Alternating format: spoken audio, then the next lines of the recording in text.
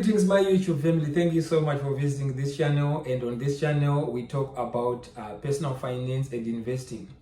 And today I'm going to talk about tax-free savings account, particularly for those individuals who reside in Canada. But one thing that I have observed is that those people who are successful financially and also who have built wealth over time, they understand the tax code.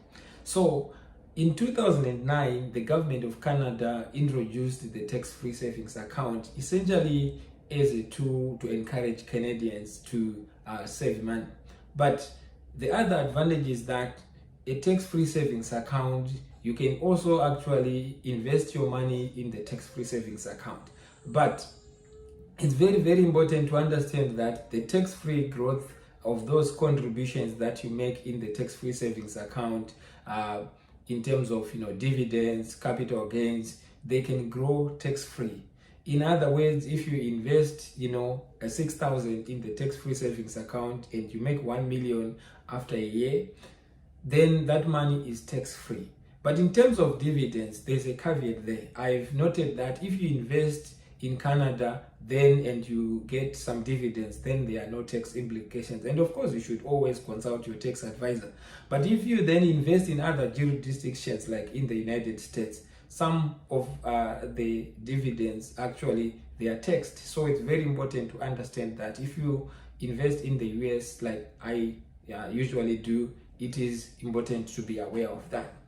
But also another key thing about the tax-free savings account is that there is a contribution limit. Every year from 2009, the government, the federal government in particular, they actually have a limit that they kept so that you should adhere to that. For example, between 2009 when they introduced it to 2012, annually Canadians were eligible, they could contribute 5,000, a maximum of 5,000.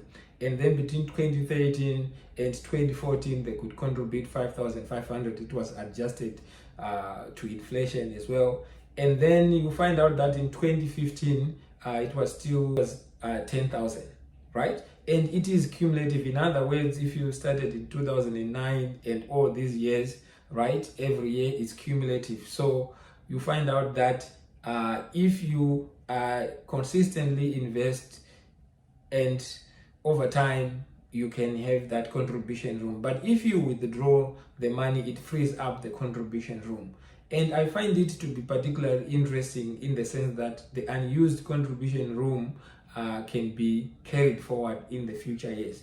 So let's say you want to buy a house or you make a huge withdrawal, then it can be carried forward. So there's an advantage there that can be used, and it's very flexible in that sense for short-term and long-term financial needs. And within that tax-free savings account also, you can also invest in stocks, bonds, or even put some cash or guaranteed investment certificates, as long as you are not trading. In other words, you are buying and keeping that security for a long time, unlike trading that is just buying and selling for a short space of time.